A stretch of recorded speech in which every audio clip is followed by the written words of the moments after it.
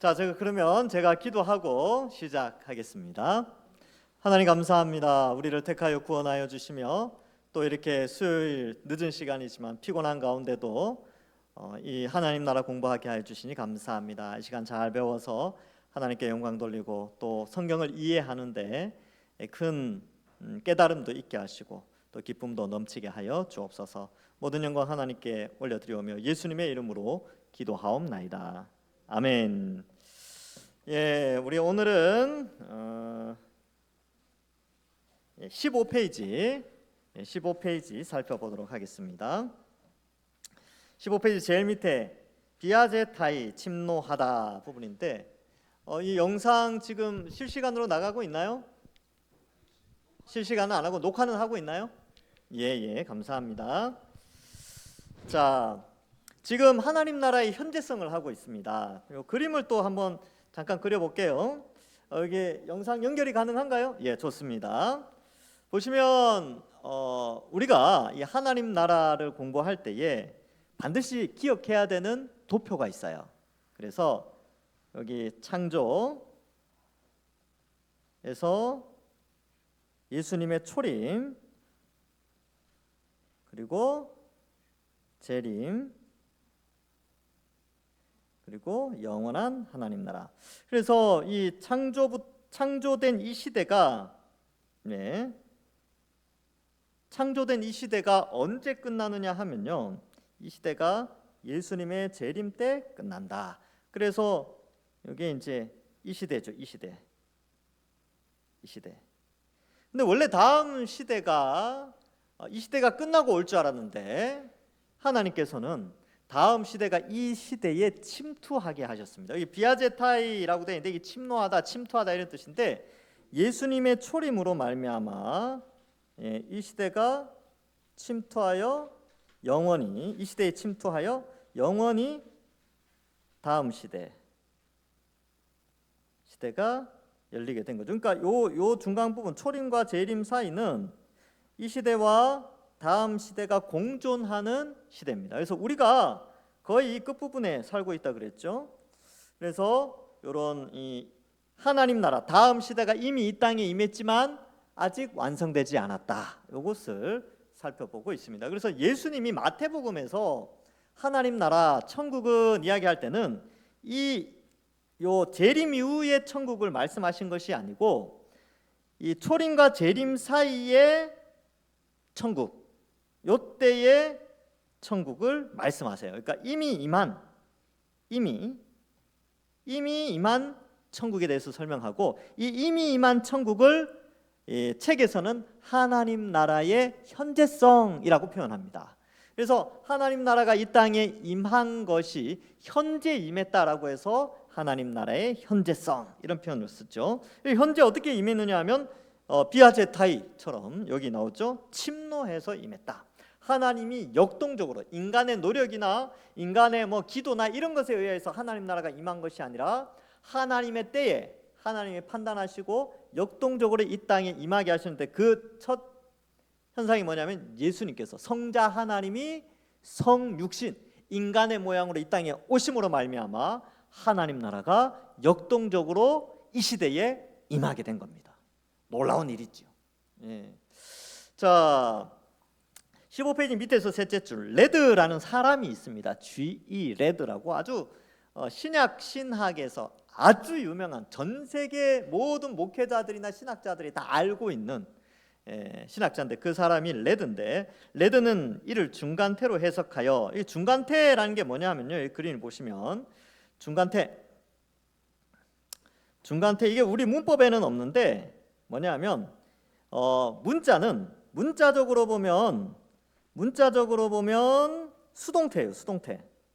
그러니까 뭐 되어지다 이렇게 남에 의하여서 내가 행동이 그렇게 되어지는 그런 수동태인데 문자적으로는 그런데 해석학적으로는요, 해석적으로는 능동태예요. 능동.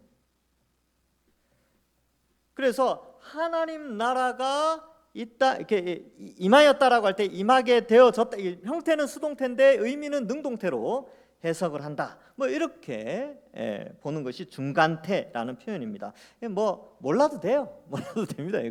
학자들이 그냥 이렇게 이야기하는 건데 하여튼 여기에서는 그 책에서는 그런 표현이 나오니까 여러분들 가끔 가다가 이런 표현들이 나오면 아 이런 거구나 그렇게 이해하시면 됩니다. 레드는 이를 중간태로 해석해서 천국이 스스로 역동적으로 역사한다고 해석해야 한다. 막 치고 들어온다. 마치 침략하는 것처럼 된다는 것이다. 그러니까 이 성경에 보면 천국은 침노하는 자에게 주어진다. 즉 사람이 침노해서 침입해서 들어가는 것으로 표현을 하는데 아니 하나님 나라가 인간 세상에 침입했다라고 해석을 하자는 거예요. 무슨 말인지 알겠죠? 그렇죠? 여기 이제 중간태 형태, 문법적으로는 사람이 하나님 나라로 들어가서 하나님 나라가 수동태 형태로 되어지지만 그러나 이걸 중간태로 해석해서 하나님 나라가 이 땅에 들어온 것으로 해석을 하자 그런 표현이에요. 지금 침략하는 것처럼 된다는 것이다. 그리고 마지막 줄 비아스타이 침노하는 자는 하나님 나라를 영접하는 자들의 급진적인 반응으로 해석해야 한다. 이렇게 표현하고 있습니다. 자, 화면을 다시 바꿔주시고요. 자, 그래서 여러분 이 16페이지 제일 위에 보면 우리는 구원받는다는 것을 정태적으로 해석하며 변하지 않는 경우가 많다. 이 정태적이 뭐라 그랬어요?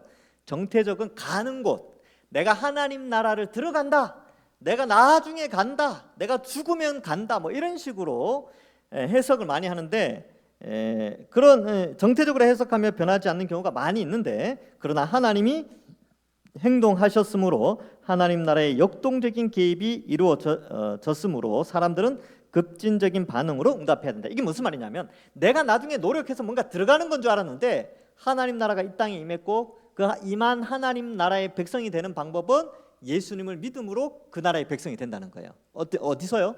이 땅에서 그의 백성이 되는 거예요.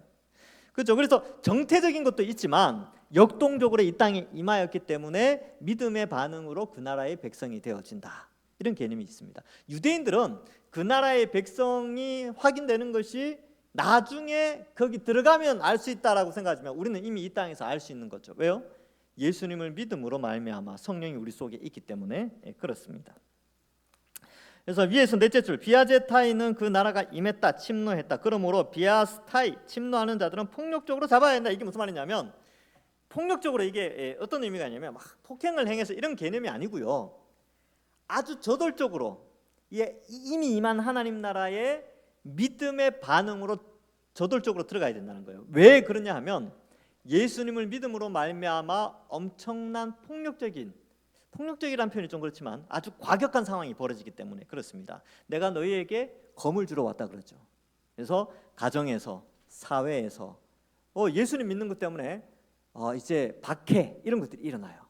그러니까 그러한 박해에도 불구하고 끝까지 예수님 믿는다라는 이런 자세가 뭐냐 하면 아주 폭력적으로 어떻게 보면 아주 전투적으로 하나님 나라를 붙잡는 자세를 표현하는 겁니다.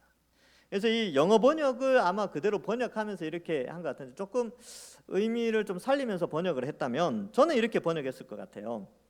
그러므로 비아스타입 침노하는 자들은 아주 적극적으로 붙잡아야 된다. 하나님 나라를. 그 적극적으로 붙잡는다는 것이 고난과 핍박이 있다 할지라도 예수 그리스도를 믿는 그 길로 가야 된다. 이런 의미가 있습니다.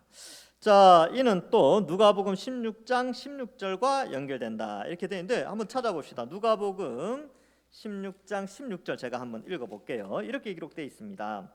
율법과 선지자는 요한의 때까지 그 후부터는 하나님 나라의 복음이 전파되어 사람마다 그리로 침입하느니라. 이렇게 되어 있어요. 사람이 그리로 침입해요. 어떻게 해요? 하나님 나라의 복음으로 말미암아 사람이 하나님 나라로 침입한다. 이때 침입한다라는 게 비아스타이 요 단어를 쓴다는 것이죠.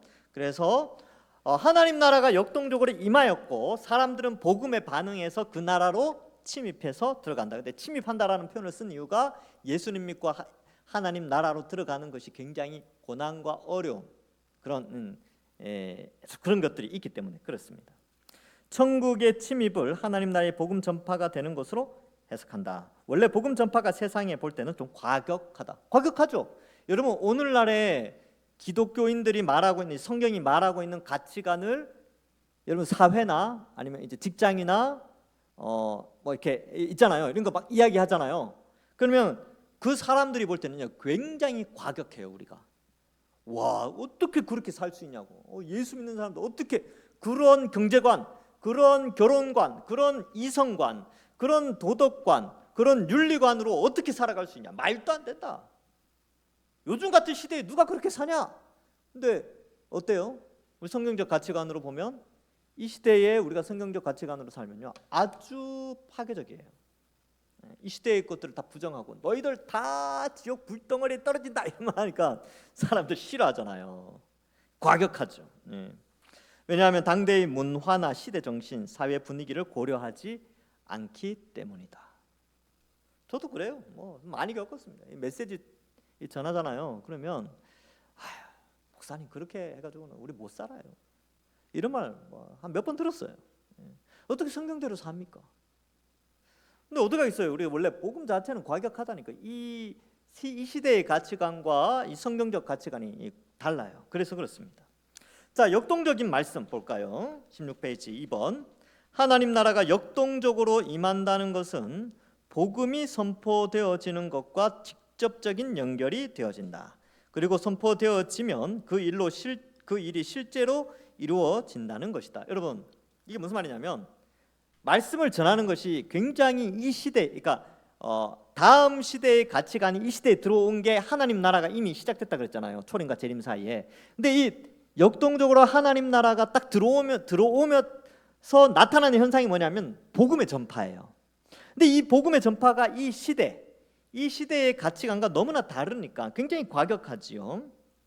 근데 바로 그 과격한 말씀 때문에 예수님을 믿고 하나님의 백성들이 막 몰려오기 시작하는 거죠. 그래서 어때요? 그래서 과격하다 뭐 이런 표현들을 쓰는 거죠. 그래서 실제로 이루어지게 됩니다. 말씀대로 이루어지고 있는 것이죠. 우리는 말과 행동이 분리되어 있다. 하나님의 말씀은 말과 행동이 분리되지 않는다. 이것이 복음에 적용된다. 말씀에는 능력이 있기 때문이다. 말씀 자체와 하나님이 분리되지 않는다. 하나님 나라는 귀신 쫓는 능력이 있을 뿐 아니라 말씀 안에도 있는 것이다. 그래서 예수님이 귀신 쫓아내는 것도 있었지만요. 실제적으로는 예수님이 오셔서 말씀을 전하셨죠. 말씀을. 귀신은 왜 쫓아냈어요? 하나님 나라가 이미 임했다. 내가 하나님 나라의 주권자이다. 이걸 보여주는 거예요. 그리고 그 예수님이 왕으로 다음 시대의 다음 세대의 왕으로 이 땅에 이 시대에 오셨다라는 증거로 귀신을 쫓아내고 또한 그 메시지를 전달하게 됩니다.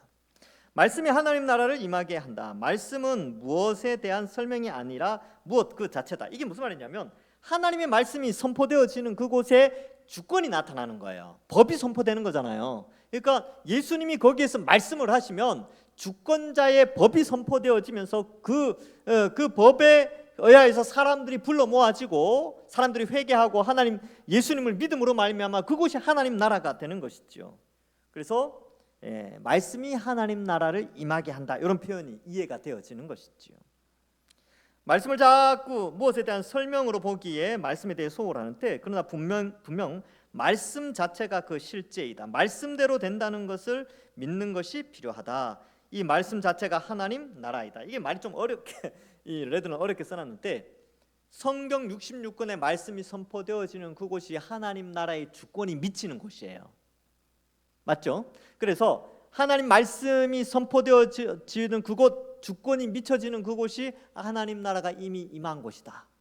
그러니까 말씀이 선포되어지는 교회는요 하나님 나라가 이미 임했다라는 그런 모습들을 보여주는 거예요.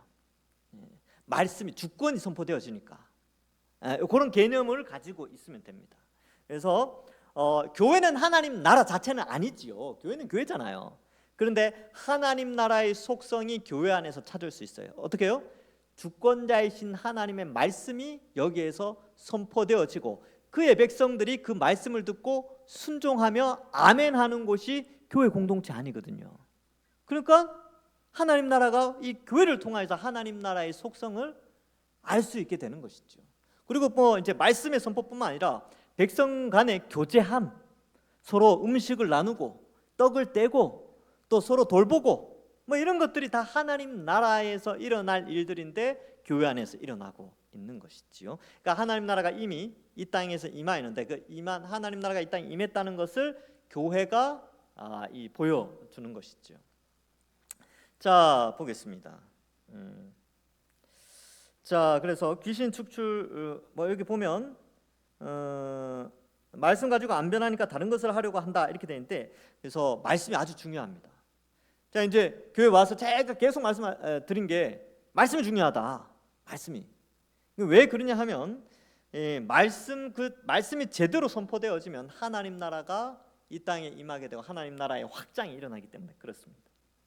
자, 밑에서 8번째 줄, 귀신 축출 이후에 빈 사람의 상태에 치유가 필요하다. 이 축출과 치유 사이에 걸쳐진 것은 죄 용서 회개이다. 그리고 이것은 말씀, 복음, 예수 그리스도를 통해 이루어진다. 죄 용서 받아 귀신이 축출되고 치유를 받은 자들은 잔치에 참여하게 된다. 그래서 예수 그리스도의 십자가 복음의 말씀을 듣고 그것을 들어 회개하고 죄 용서함을 받아 마음이 깨끗해진 거죠. 깨끗해졌다는 것은 귀신이 축출된 것과 같이 우리의 심령이 깨끗해져서 치유받은 자들은 하나님 잔치에 참여하게 되는 것입니다. 뭐 그런 개념이 있는 것이죠. 예수님 오셔서 귀신 쫓아냈죠. 그리고 귀신 쫓아낸 그 사람들이 어떻게 돼요? 예수님을 쫓아 살아가게 됩니다. 예수님을 따라가거든요. 그리고 어때요? 예수님과 함께 동행하면서 살아가는 것이죠. 우리도 마찬가지입니다. 우리도 다 귀신에 쌓여서 살았던 사람들이에요. 귀신에 순종하면서 온갖 죄 짓고 온갖 나쁜 생각 다 하고 그렇게 살다가 예수님 믿고 구원받은 자들 아닙니까? 그렇죠? 그래서 이 깨끗해진 죄 용서함을 받고 깨끗해진 우리는 하나님 말씀을 들으면서 예수님 따라가면서 살아가면 되는 겁니다. 그게 바로 우리의 삶이죠. 밑에서 넷째 줄 리델보스, 이제 앞에서는 레드라는 사람이 이야기를 했고 여기서는 이제 리델보스라는 사람도 악한 자가 정복됨, 이적을 행하신 복음의 전파, 그래서 구원을 소유하게 된다라고 하면서 하나님 나라가 이미 임했다, 현재 이미 임했다라는 것을 강조한다는 거예요. 지금 여러분 이 챕터는 하나님 나라의 현재성을 이야기하는 거예요. 이미 임한. 자, 밑에서 둘째 줄, 예수는 그리스도이시다라는 목차로 그의 논의를 전개한다. 말씀의 사역자가 존중받는 것은 그가 말씀을 제대로 전파하는 하나님의 도구로 이용될 때이다. 그 외에는 아무것도 없다. 예수 그리스도의 현존인 말씀 가운데 하나님 나라가 임했다는 것은 위의 논의들로 확증할 수 있다. 여러분, 목회자가 뭐 대단하겠습니까? 근데 하나님의 말씀의 전달자, 대언자이기 때문에 강단에서나, 여러분 강단에서는 목회자 자체를 존중하는 게 아니라 목회자가 선포하는 말씀의 권위로 여러분들을 보는 거예요. 근데 강단이 아닌 밑에 내려가면 아무것도 아니죠. 뭐 동네 아저씨지 뭐. 그죠? 동네 아저씨잖아요. 그죠? 근데 말씀이 선포될 때는 이 목회자를 하나님 귀하게 쓰시는 것이죠. 그런 의미에서 아마 여러분들이 이해를 하시고 존중해 주시면 되는 것입니다. 그래서 저도 우리 저나 부교육자들 존중하려고 많이 애를 씁니다. 왜냐하면 저들은 부교육자들은요, 이게 잠깐 왔다 가는 사람들이 아니에요. 말씀의 선포자입니다. 아이들의 영혼, 청소년들의 영혼을 책임지는 자들이에요. 청년들의 영혼을. 그러니까 존중해 줘야 되고 기도해 줘야 됩니다. 저는 여러분들의 영혼을 책임지는 자이니까 존중해 주는 것이죠. 그래서 그런 의미. 그러니까 그리스도의 일꾼이에요, 일꾼이고. 근데 그 외에는 다른 때는 뭐 별로 똑같아요. 동네 아저씨나 똑같지 뭐. 그러나 말씀을 선포할 때는 존중받는 이유가 있다. 존중을 받게 된다. 이런 의미가 됩니다. 오늘날의 축기와 치유에 대해서는 한번 살펴볼까요?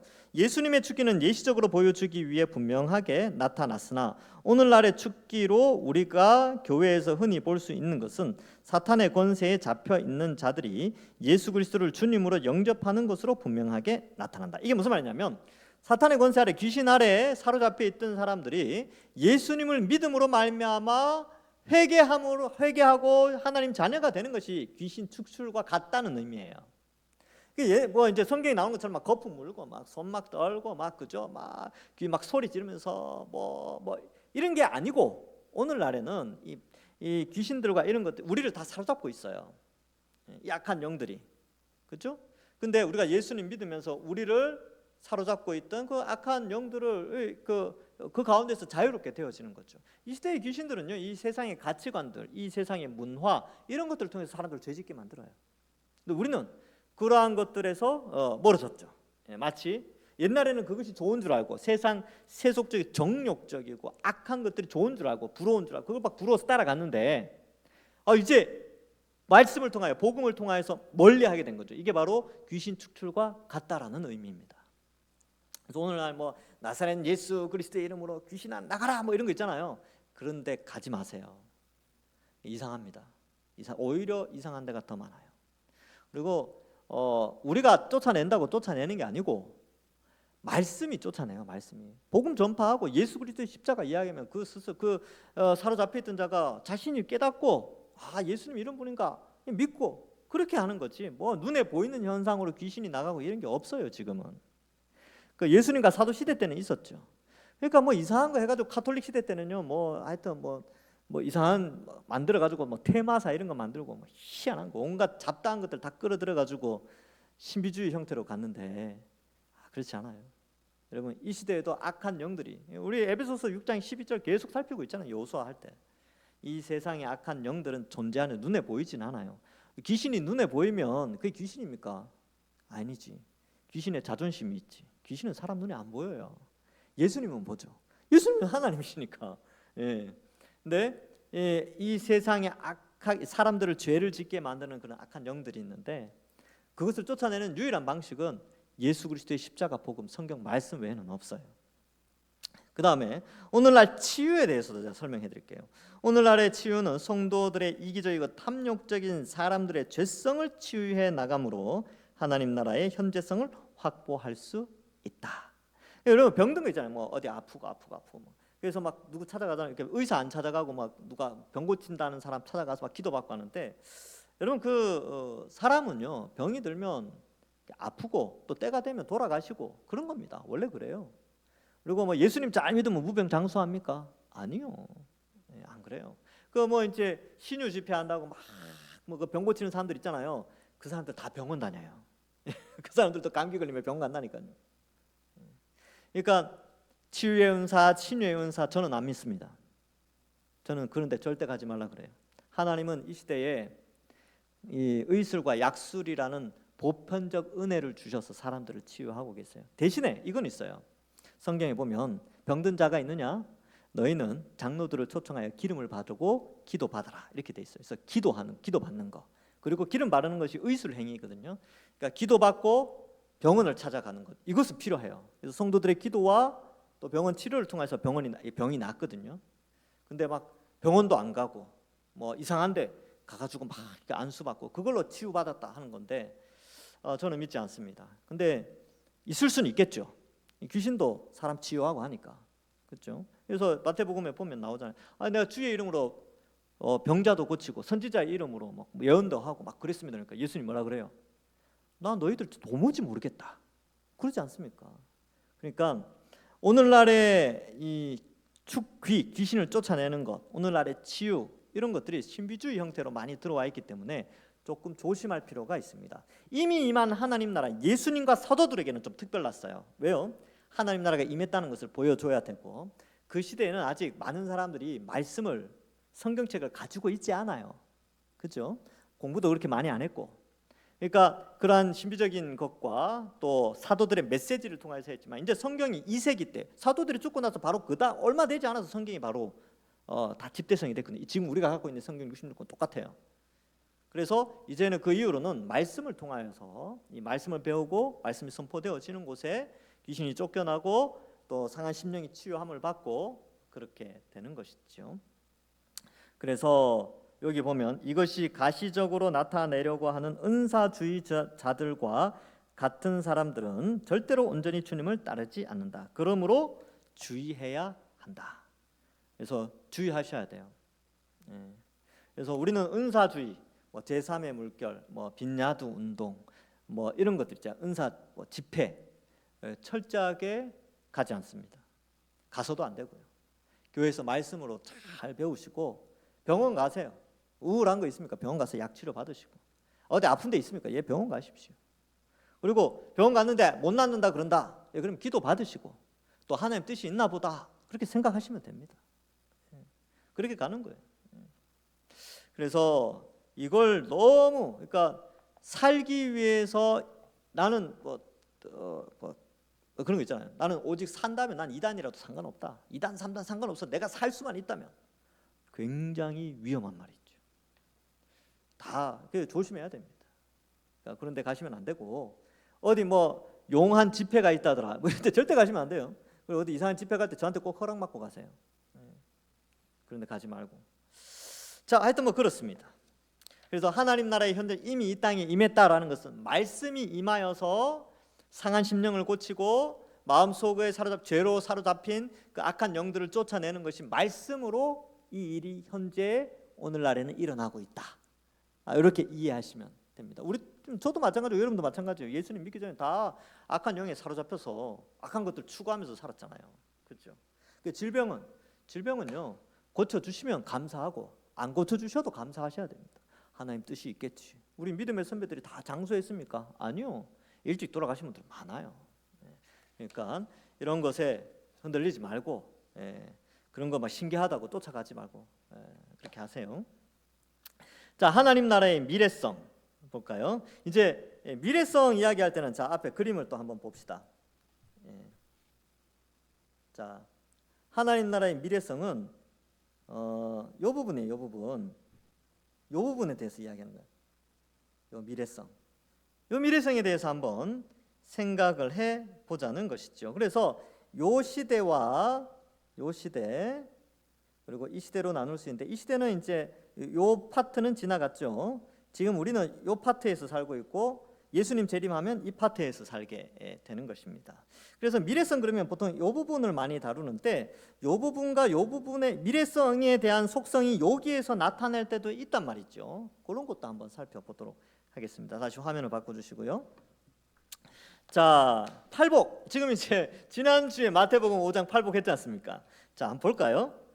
양용희 교수라는 분이 있는데 우리나라에서 유명한 신학학자입니다. 양용희 교수는 심령이 가난한 자는 복이 있나니 천국이 저희 것이며, 이렇게 앞부분은 주절, 뒷부분은 기결절 이렇게 되어 있는데, 주절과 기결절, 주절들은 하나님 나라의 제자들에게 하나님 나라의 통치가 임했다. 기결절에서는 현재 누리는 것들도 있고 미래에 누리는 것들도 있다고 본다. 양용희 박사는 그렇게 이야기하고, 리델보스는 이걸 미래성으로 해석을 한대요. 산상설교를 미래로 볼 것인가 현재로 볼 것인가의 중요한 신학적 논제가 된다. 여기서의 미래는 조건적 미래로 보는 것이 좋다. 조건이 성취되면 현재가 될 수 있다. 이 말이 좀 어렵죠. 팔복을 미래로 설명하면 우리와 상관없게 된다. 소망일 뿐이 된다. 그런 면에서 리델보스의 의견은 지나치다. 너무 미래로만, 그러니까 애통하는 자, 심령이 가난한 자, 애통하는 자, 의에 줄이고 목마른 자, 긍휼히 여기는 자, 이런 것들을 미래로 보지 말고 현재로 보자, 이런 의미입니다. 현재성이 없는 미래에 성취될 것으로 보는 것은 다른 문제이지만, 우리가 현재성으로 보는 것은 지금 이미 주어졌지만 아직은 완성이 안 된 것들이다. 그래서 제가 지난주 설교할 때 현재 우리는 이렇다는 거예요. 현재 애통하고 심령이 가난하고 긍휼히 여길 줄 알고, 또 의에 줄이고 목마르며 의를 위하여 핍박받고 화평케 하고, 또 뭐 그런 거 있죠. 온유하고, 이런 사람들은 현재 그렇다는 거예요. 현재 이미 하나님 나라가 이미 임했기 때문에 이미 임한 하나님 나라의 백성은 그런 삶을 현재 살아가는데, 그런 현재의 삶이 미래의 천국이 너희 것이요 긍휼히 여김을 받을 것이며 하나님의 얼굴을 볼 것이며 땅을 기업으로 받을 것이요, 이러한 축복을 누리게 된다라는 미래성. 그래서 산상수훈에는 하나님 나라의 현재성과 하나님 나라의 미래성이 같이 기록되어져 있다. 이렇게 이해하시면 됩니다. 자, 그래서 그 진한 글씨 한번 볼까요? 지금 우리가 성취하는 것은 전부가 부분적 성취이다. 그것이 가짜라는 의미에서 부분적 성취가 아니라 미래에 완성될 것이라는 차원에서 부분적 성취이다. 팔복은 미래에 완성될 것이다. 그러나 현재 시작된 복의 개념이다. 여러분, 이게 무슨 말인지 알겠어요? 잘 모르시겠죠? 말이 어렵게 돼 있잖아요. 근데 여러분, 지난주 설교 어려웠어요? 쉬웠어요? 쉬웠죠? 원래 그렇습니다. 신학책은 어렵게 돼 있고 설교는 쉬운 거예요. 왜냐하면 어려운 걸 쉽게 설명해야 되니까. 그러니까 이해하셨죠? 현재는 이렇지만 미래는 이런 복이 있다. 이게 팔복에 나타난다. 이 팔복에는 하나님 나라의 현재성과 하나님 나라의 미래성이 동시에 나타난다. 이걸 이제 설명하고 있는 거예요. 자, 초시간적 하나님 나라, 이게 뭐냐면 요거는 이제 이단 사상에 대해서 설명하고, 이단들이 이렇게 주장하는 자유주의 이단이라고 하는데, 이 사람들이 주장하는 바가 이렇게 있는데, 이거는 뭐 몰라도 돼요. 뭐 이렇게 보면 뭐 불투만 나오고 뭐 이런 사람들 나오는데, 이건 뭐 그렇게 몰라도 되는 건데, 이제 하나를 설명해 드릴게요. 잘못된 거, 여러분들 잘못된 거 제가 물어볼게요. 성경을 읽다가 쭉 읽다가 내게 은혜가 됐어. 딴 거는 은혜가 안 되는데 이구들이 은혜가 돼. 그럼 이구들은 하나님 말씀이야. 다른 거는 그건 뭐 나한테 은혜가 안 됐으니까 하나님 말씀 아닌 것 같아. 요거 은혜된 건 요거는 하나님 말씀이야. 이렇게 생각하는 게 맞을까요, 틀릴까요? 속으로 대답하세요. 틀렸어요. 내게 은혜가 되든 은혜가 되지 않든 아까 뭐라고요? 하나님 말씀 자체는 하나님의 주권의 선포죠. 말씀 자체가 하나님의 권위를 가지고 있단 말이죠. 그러니까 인간의 감정에 의해서 말씀이 판단되어지는 게 아니고, 하나님의 말씀은 은혜가 되든 안 되든 상관없이 하나님의 말씀이에요. 그래서 아멘이 안 나와도 그건 말씀이라니까요. 아멘이 나올 때도 있죠. 아멘 안 나올 때도 있단 말이죠. 그래서 이 자유주의 학자 중에 불트만이라는 사람이 뭐라고 했냐면, 내게 은혜가 될 때 그 말씀이 진짜 하나님 말씀이다, 이렇게 주장한 거예요. 이걸 실존주의라고 하는데, 어려운 말로. 여러분 그런 말 들어봤습니까? 은혜가 되는 말씀, 레마와 로고스 구분하는 거 들어보셨죠? 뭐 내게 은혜가 되면 레마가 되고 은혜가 안 되면 로고스다, 뭐 이런 거 들어보셨습니까? 이렇게 주장하는 사람들인데, 이게 실존주의적 표현입니다. 받아들이면 안 되는데 교회 안에 많이 들어와 있어요. 목사님들도 공부를 안 하시니까 이런 것도 막 갖다 쓰고 막 그러시는데 잘못된 표현입니다. 그래서 오늘 은혜가 되신 그 말씀이 여러분의 레마입니다, 이렇게 표현하는 게 잘못됐다니까요. 은혜가 되고 안 되고 상관없이 다 하나님의 말씀이에요. 그래서 잘못 이해하는 것, 그렇게 이제 제가 이제 요거는 좀 교정을 하고 가야 되겠다, 여기 생각을 하게 됩니다. 그래서 이 불트만이라는 아주 유명한 사람이 그렇게 이야기를 했는데, 이 말씀 자체가 되느냐, 아니면 내게 의미가 있을 때 말씀이 되느냐, 아니면 내게 의미가 있든 없든 다 하나님의 말씀이냐, 이 부분이 중요합니다. 우리는 뭐 그죠? 원래 은혜가 안 되는 게 진짜 메시지면 어떡하랍니까? 그죠? 은혜가 안 되는 게 진짜 메시지일 수도 있어요. 자, 뭐 하여튼 그런 내용인데 쭉 넘어가면 되고, 자, 그 19페이지 밑에서 셋째 줄 심판의 연기라고 되는데, 그 앞에다가 최후 심판의 연기라고 써놓으세요. 이게 오해할 수가 있으니까. 최후 심판의 연기. 그럼 최후 심판이라는 게 뭐냐면요, 사탄이 영원히 불못에 들어가는 것, 죄가 영원히 없어지는 것, 죄인들이 영원히 불못에 던져지는 게, 이게 최후 심판인데, 하나님 나라가 임하면 최후 심판이 일어나야 된다고 생각했는데, 최후 심판이 일어났어요, 안 일어났어요? 최후 심판이 안 일어났어요. 아직 여전히 악은 존재하고 죄인은 존재하며 귀신은 그대로 있으며, 그렇죠? 그러면 이제 귀신이 쫓겨나서 어디에 있느냐 하면 무저갱에 갇혀 있어요. 감옥 같은데. 나중에 풀려날 때가 있다니까요. 언제 주님 재림하시면 풀려나가지고 불못에 던져져요. 요한계시록 할 때 제가 다 이야기했죠. 자, 그래서 여기 이제 심판이 연기된 거 보니까 이거 좀 문제가 있는 거 아니냐, 이렇게 생각하는 사람들이 많은데, 이거는 하나님 나라가 이미 이 땅에 임했다, 그러나 아직 완성되지 않았다라는 개념이 없으면, 그런 개념이 없으면 헷갈리기 시작하는 거예요. 유대인들이 그랬다는 거예요. 유대인들이 그런 생각을 가지고 있어요. 이거 최후 심판이 없는데 하나님 나라 임한 거 맞냐? 이렇게 질문할 수 있잖아요. 그래서 그럼 이 부분은 어떻게 좀 우리 이해를 해야 되는가 한번 보겠습니다. 19페이지 밑에서 둘째 줄. 이는 연기된 마지막 심판, 최종적 심판을 말한다. 이는 더 이상 기회가 없음을 말합니다. 그런 면에서 마지막 심판이 이루어지기 전까지는 아직 기회가 있는, 현재가 기회이다. 그러니까 회개할 기회가 있는 이때가, 재림하면 기회가 있습니까, 없습니까? 없어요. 죽으면 회개할 기회가 없다니까요. 예수님의 재림으로 말미암아 회개할 수 없고요, 내가 죽음으로 막 죽은 후에 회개할 수가 없습니다. 그러니까 가톨릭에서 말하는 뭐 연옥 개념, 이런 개념이 성경 안에 들어올 수가 없죠. 그건 다 만들어낸 거죠. 제가 이제 이번 그 정교인 수련회라고 하긴 좀 그렇고, 수양회 때 오전에 특강 잠깐 합니다. 오후에는 다 이제 교제하는 시간이지만, 그때 카톨릭과 기독교의 차이 좀 잘 설명해 드릴게요. 그때 이런 표현들도 나올 겁니다. 자, 그래서 세례 요한은 이 심판이 즉시 이루어질 줄 알았다. 즉, 그 유대인의 생각을 가지고 있었다는 거예요. 그러니까 다음 세대, 이 시대가 이제 끝났으니까 예수님 메시아가 오셨고 이제 다음 시대에 이 최후 심판이 일어날 줄 알았는데 안 일어나니까 헷갈렸던 거죠. 그런 의미에서 구약적 세계관에 속한 사람이었다 이렇게 보게 됩니다. 그 두 극단을 피해야 된다. 실현된 종말론자, 즉 미래에 완성될 하나님 나라가 없고 지금 이 땅에 이제 예수님 오셨으니까 지금 이 땅이 천국이 됐다. 이제 우리가 성령의 인도함을 받아서 천국 임했으니까 뭐 예수님 재림하고 뭐 앞으로 뭐 새 하늘과 새 땅 이거 없고 지금이 하나님 나라로 끝이야라고 주장하는 사람들이 실현된 종말론자들. 요 사람들도 비성경적인 사람들이에요. 이런 거 따라가면 안 됩니다. 지금이 실현된 종말이라고 보고 종말을 부정하고 심판과 하나님 나라의 미래성을 부정하는 사람들이 지금도 있어요. 이렇게 이제 주장하는 사람들이 있고, 두 번째 철저 종말론자들. 이건 뭐냐면 종말은 아직 안 왔다.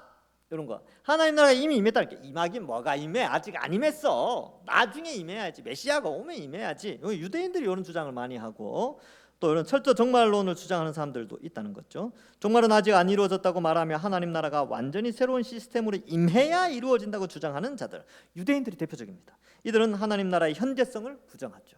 그러니까 철저 종말론자들은 아주 윤리적이에요. 그러나 미래의 소망은 없어요. 그리고 실현된 종말론자들, 철저 종말론자들은 미래에만 소망을 두고 현재는 의미가 없다고 생각하죠. 그래서 현재 하나님 나라가 말씀으로 임했다는 것을 부정하게 됩니다. 이걸 피하자 이런 뜻이에요. 그래서 세종 심판은 어떻게 바라봐야 되는가? 현재성을 놓치는 사람들은 지친다. 맞죠? 그러니까 현재 하나님 나라가 임했다 그러면 지치는 거예요. 미래만 보고 어떻게 살아갑니까? 여러분 그렇잖아요. 미래에 대한 소망은 현재에 주어지는 위로가 있을 때. 제가 이제 계속 말씀드리는 게 앞으로 받을 천국의 복락을 미리 이 땅에서 조금 맛보는 거, 그게 현재적인 거거든요. 하나님 나라가 현재 임했다는 것이 미래에 우리의 받을 상급을 미리 이 땅에서 조금 맛볼 때 그 하나님 나라의 현재성이 이미 임하였고 그 소망을 바라보고 살아갈 수가 있어요. 근데 미래의 어떤 그런 축복들을 이 땅에서 전혀 못 누린다. 지친다니까요. 힘들어요. 기도 아무래도 안 이루어져 봐. 지치죠. 그러니까 현재성을 놓치는 사람은 지치게 돼 있습니다. 미래성을 놓치는 사람들은 현재에서 흔들려요. 미래에 대한 소망이 없으니까 내가 이렇게 살아서 뭐하나 이런 생각한다니까요. 미래에 소망이 없는데 상급도 없고.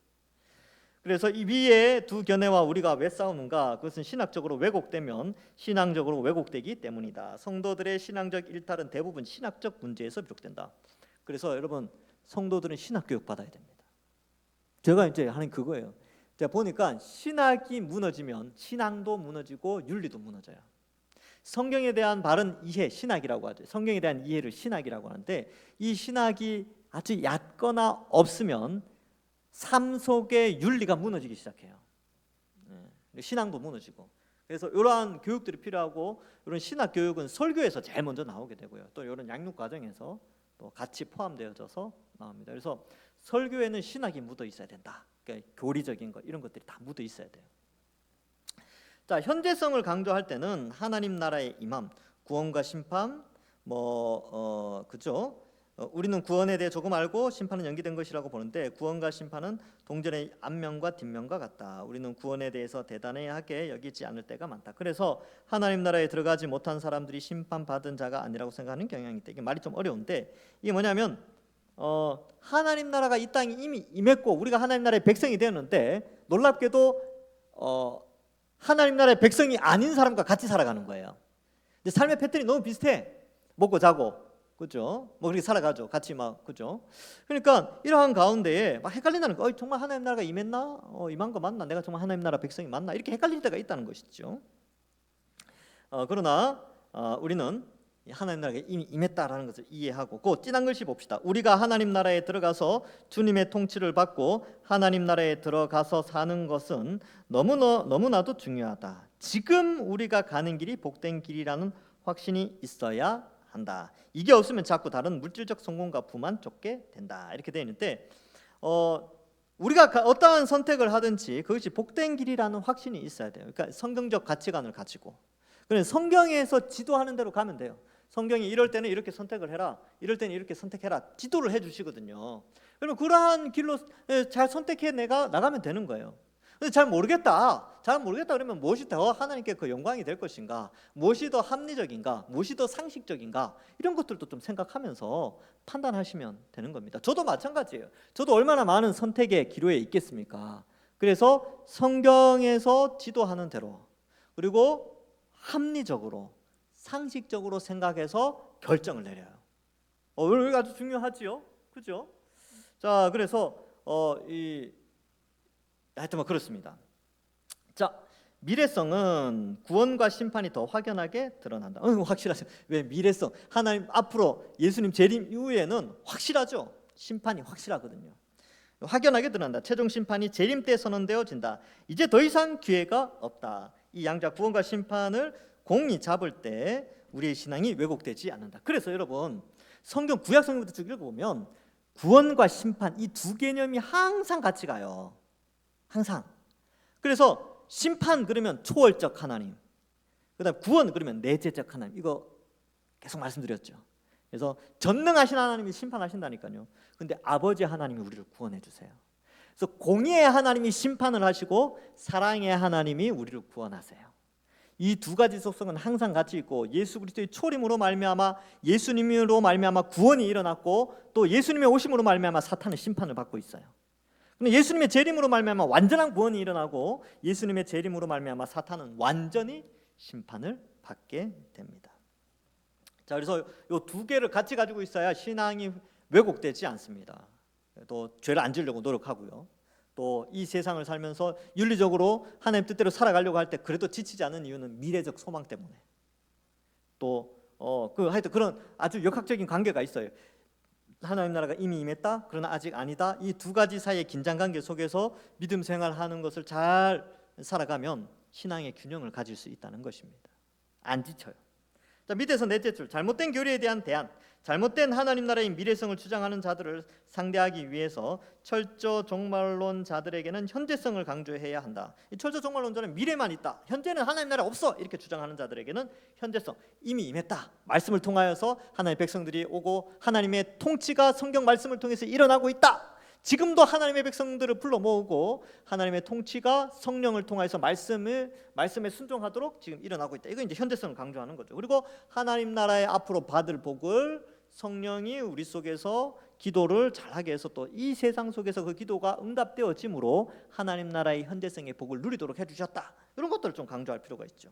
그러면 미래에만 구원이 있고 미래에만 하나님 나라가 있다, 현재에는 하나님 나라가 없어, 이런 사람들 기도하겠습니까? 안 하겠습니까? 기도 안 하겠죠. 죽기 전에 기도하겠지 뭐. 죽기 전에. 그래서 지금 기도 안 한다니까. 지금은 하나님 나라가 없으니까 안 도우신다고 생각하는 거예요. 자기가 노력해서 결국 들어가게 되는. 그러니까 유대인들이 좀 그런 경우가 좀 있어요. 그리고 실현된 종말론자들은 미래성을 강조해야 된다. 그러니까 미래가 없고 현재가 중요하다. 윤리적으로 착하게 살고, 이게 하나님 주신 복이지 뭐. 미래 완성된 하나님 나라가 어디 있어? 그냥 현재 잘 살아가라고. 현재가 천국이다, 이걸 누리도록 그렇게 하신 거다, 이렇게 해버리면요, 이게 미래에 대한 이렇게 하나님의 모든 말씀에 대한 것도 다 무시하고, 완성된 새 하늘과 새 땅, 새 에덴, 이런 건 소망이 없잖아요. 그러니까 윤리적으로 방탕하게 됩니다. 그래서 자유주의 학자들이 이 미래에 대한 소망이 많이 없는 자유주의 학자들이요, 삶에서 좀 방탕한 사람들이 좀 있어요. 그런 사람들이 종종 등장했습니다. 다 그런 건 아니지만. 자, 실현된 종말론자도 뭐 쭉 이렇게 되는데, 그 진한 글씨 한번 보겠습니다. 21페이지 위에서 여섯째 줄. 스스로 자라나는 씨앗 비유, 겨자씨 비유, 누룩 비유를 양용희 교수는 미래성으로 본다. 레드는 위의 비유들을 모두 사용했고 리들보스는 후자의 세 가지 비유를 빼버린다. 양용의 씨는 후자의 세 가지 비유들에서 과정도 중요하다고 사용한다. 이렇게 되어 있는데, 여러분 씨앗, 겨자씨, 누룩 다 현재성과 미래성을 동시에 가지고 있습니다. 동시에 가지고 있어요. 여기서 제가 이제 나중에 해석할 때 이 씨앗이 자라나는 거 있잖아요. 그러니까 씨가 뿌려졌다, 이것은 현재 임했다는 거예요.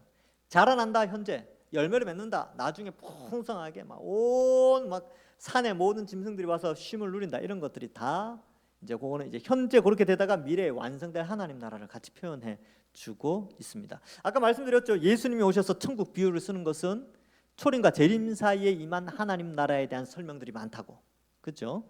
그래서 그러한 것들을 현재성과 미래성을 동시에 가지고 있다. 자, 그 지난 것이 밑에 볼까요? 위에서 한 10번째 줄쯤에 보면 우리는 21페이지입니다. 우리는 이 시대에 복음을 가진 자로서 하나님의 전능성을 믿고 그 말씀을 듣고 도저히 견딜 수 없듯이 전하는 자들이다. 하나님의 말씀을 거절하는 사람들을 보면서 가슴 아파하고 이 시대의 풍속들과 트렌드에 대해서 싸워 나가야 한다. 그런데 우리가 싸우면서도 그런다고 하나님 나라가 임할까 의심한다. 그렇기에 강력한 전략은 겨자씨와 누룩의 전략, 섬김과 희생의 전략으로 가야만 한다. 이게 뭐냐면 정말 보잘것없어 보이는 행동들 있잖아요. 남 섬기고 전도하고 예배드리고 말씀 읽고 기도하고 정말 보잘것없어 보이는 작은 신앙의 행동 하나하나가 큰 열매로 맺어지게 되는 것이죠. 자, 이러한 태도와 이러한 자세로 말씀을 들고 가지 않는다면 하나님 나라 운동에 반대로 가는 것이다. 특별히 우리는 고지론을 따르는 자들이 아니라 누룩론을 따르는 자들이다. 밑에 보면 이제 고지론, 누룩론 이렇게 나오는데 밑에 21페이지 제일 밑에 그 작은 글씨 6번 보시면 누룩론이라는 것은 세상 모든 곳에서 하나님의 역동적인 통치가 임할 수 있도록 섬기는 것. 그러니까 곳곳에 그러니까 돈을 많이 버는 곳이든 적게 버는 곳이든 아니면 사람들이 인정받는 곳이든 인정받지 못하는 곳이든 곳곳에 흩어져서 하나님 나라의 말씀을 전파하는 것이죠. 그리고 이제 그러한 가운데 하나님께서 막 배치시키는 대로 막 이동을 하는 거예요. 그래서 누룩이 막 퍼지잖아요. 그죠? 온 땅에 퍼지듯이 이렇게 말씀이 막 퍼져 나가는 그런 게 중요하고, 고지로는 뭐냐면 이런 거죠. 세상의 높은 위치에 올라서서 하나님의 역동적 통치가 임할 수 있도록 하는 것. 이게 뭐냐면 예수 믿는 사람들이 국회의원도 되고 정치인도 되고 사업가도 되고 해서 이 시대를 이렇게 글로벌 리더십을 가져서 세상을 이렇게 다스려 나가는 그런 그리스도인들, 아주 멋지죠. 근데 이게 이제 고지론인데 성경은 고지론보다는 누룩론에 가깝죠. 그래서 세상 곳곳에 흩어져서 하나님의 백성들이 스며들, 정말 겨자씨와 같이 아주 작은 형태로 각 사람들이 흩어져서 하나님 백성으로 살아가는데 그들의 삶, 겨자씨와 같은 그들의 삶이 어떻게 돼요? 열매를 맺어서 자라게 되는 거죠. 여러분들이 전도하는 것, 전도하는 어떤 한 사람 예수님 믿으세요? 혹은 우리의 삶을 통하여 그리스도의 삶을 나타낼 때 그것이 나중에 정말 보잘것없어 보이는데 나중에 큰 열매가 되어서 나타나게 되는 것입니다. 평양 대부흥 운동은 이 부분은 이제 제가 쓴 거예요. 평양 대부흥 운동은 회개로부터 시작되었다. 그렇게 운동으로 할 게 아니라 회개로 시작해야 한다. 그래서 여러분 이 시대에 편승하지 않고 우리가 회개하는 것이 중요하죠. 여러분 회개하려면요, 기도하는 회개의 기도 시간을 확보해야 됩니다. 추천해드리고 싶은 것은 금요기도에 많이 오세요. 그래서 뒤에 기도할 시간들 좀 드리니까 이렇게 이제 공적인 기도도 하고 회개 기도도 하고 그렇게 하는 것이죠. 자, 그 밑에 종말론적 시간은 절대로 미래성만을 이야기하는 것이 아니다. 현재 성취된 종말과 이루어질 종말을 동시에 바라보는 것이 종말론적 관점이다.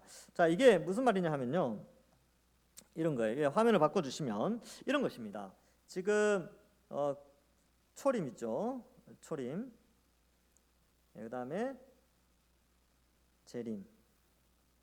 이렇게 되는데 우리는 종말 그러면 자꾸 이제 색깔이 비슷하네요. 이걸로 하자. 종말 그러면 자꾸 여기를 생각해요. 이 뒷부분. 재림 후에. 아니요. 종말은 여기서부터 시작됩니다. 여기서부터 종말이에요. 구약에서 말하는 종말이 예수님의 초림부터 시작됐거든요. 그러니까 종말은 하나의 때, 한 지점이 아니고요, 하나의 기간이에요. 기간.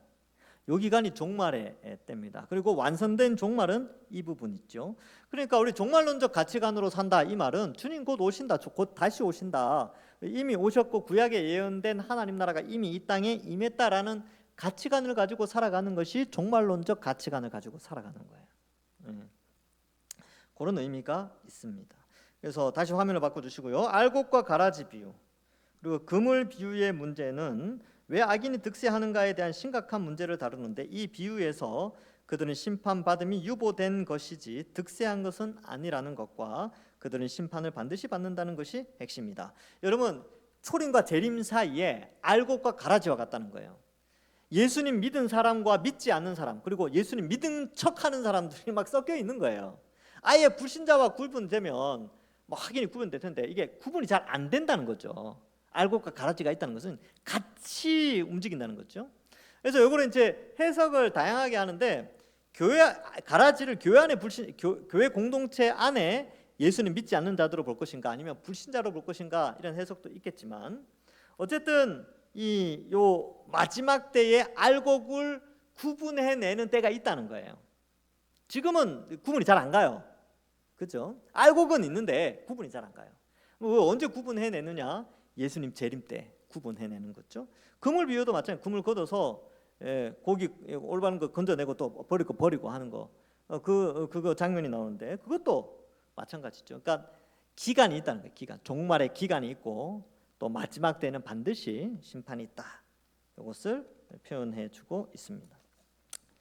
자, 오늘은 여기까지 하겠습니다. 오늘 여기까지. 다음 주에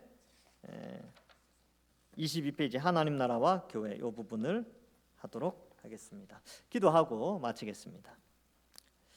하나님 아버지, 하나님 나라가 이미 이 땅에 임하였고 우리는 이미 하나님 나라의 백성으로 살아가고 있습니다. 하나님 나라의 백성으로 살아가는 자가 앞으로 완성될 하나님 나라에 들어간다는 사실을 우리가 알고 이미 예수님 믿은 자로서 이미 영생을 얻은 자와 같이 살아가게 하시고, 이미 임한 하나님 나라의 백성으로 현재성 가운데 하나님 의지하며 거룩하게 살게 하시고, 또한 하나님 나라가 곧 완성될 미래성을 생각하면서 또 소망을 가지고 이 땅을 살아가게 하여 주옵소서. 이 균형을 잘 이루어서 우리의 믿음이 잘 자라고 성경을 이해하는데도 잘 이해하여서 정말 하나님을 더 알아가고 하나님 백성답게 이 신학을 바탕으로 신앙이 잘 세워지는 저희들 되게 하여 주옵소서. 감사드리옵고 예수님의 이름으로 기도하옵나이다. 아멘. 수고하셨습니다. 감사합니다.